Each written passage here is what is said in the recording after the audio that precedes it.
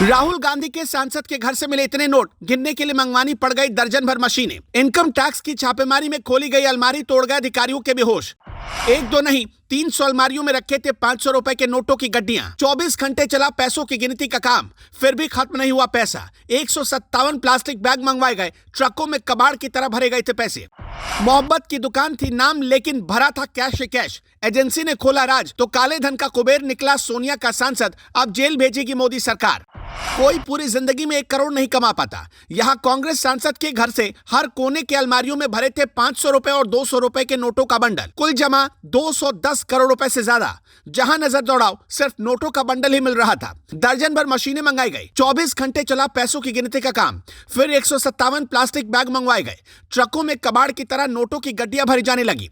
Cash इतना मिला कि गिनते गिनते मशीनें फेल हो गई। फिर इंडिया को मोदी ने एंटी करप्शन की ऐसी गारंटी दी कि आधा विपक्ष वारंटी बन गया। अब आज की इस तस्वीर को देखिए। झारखंड, ओडिशा और छत्तीसगढ़ के 10 से अधिक ठिकानों पर आयकर विभाग ने जब एक साथ छापेमारी की तो देश दंग रह गया।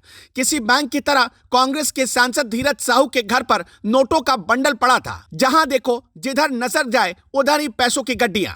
इतना पैसा कि चुनाव में किसी को भी प्रभावित कर दे। लेकिन मोदी की नजर से कांग्रेस का ये काले धन का कुबेर बच नहीं पाया और बिल में हाथ घुसाकर मोदी ने इसे खींच निकाला।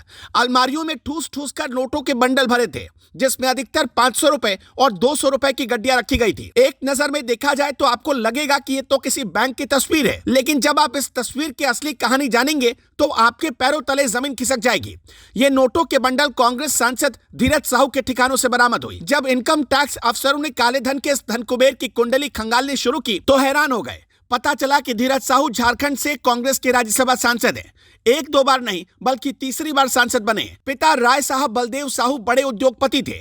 64 साल की उम्र में धीरज साहू ने साल 1977 में सियासत में कदम रखा। पूरा परिवार पुराना कांग्रेसी रहा। कई राज्यों में शराब का बहुत बड़ा कारोबार चलाता है ये परिवार, यानी बम्पर पैसा आता है। लेकिन कांग्रेस के सांसद को टैक्स चोरी ही असली राष्ट्रप्रेम लगता है। इनकम टैक्स ने जब टैक्स चोरी की जांच के लिए झारखंड और ओडिशा के अलग अलग ठिकानों पर छापेमारी की तो इसी दौरान धीरज साहू पर उसकी नजर गई। पूरा मामला तो टैक्स चोरी का था, लेकिन आईटी अधिकारियों को पता नहीं था कि उसके हाथ खजाना लगने जा रहा है। आईटी अफसरों ने बौद्ध distillery private limited, Baldev Sahu infra limited, quality bottlers और किशोर प्रसाद विजय प्रसाद बीवरेज लिमिटेड नाम की कंपनियों पर छापेमारी की। इनमें से अधिकतर कंपनियां शराब का कारोबार करती हैं, लेकिन जब टैक्स चोरी पकड़ी गई और अफसरों के हाथ इतना बड़ा कैश लगा तो उनके पैरों तले जमीन खिसक गई। इनकम टैक्स के 32 अधिकारी नोट गिनने में लग गए। 24 घंटे से ज्यादा का वक्त बीत गया, लेकिन नोट गिनने का काम पूरा नहीं हुआ। 8 मशीनें नोट गिनने के लिए मंगाई गई, लेकिन इतना कैश था कि गिनते गिनते मशीनें फूक गई। फिर भुवनेश्वर और हैदराबाद से बड़ी बड़ी मशीनें फ्लाइट के जरिए मंगवाई गई और अब तक 210 करोड़ रुपए गिना जा चुका है। असली खेल क्या है? धीरज साहू लगातार तीसरी बार सांसद हैं।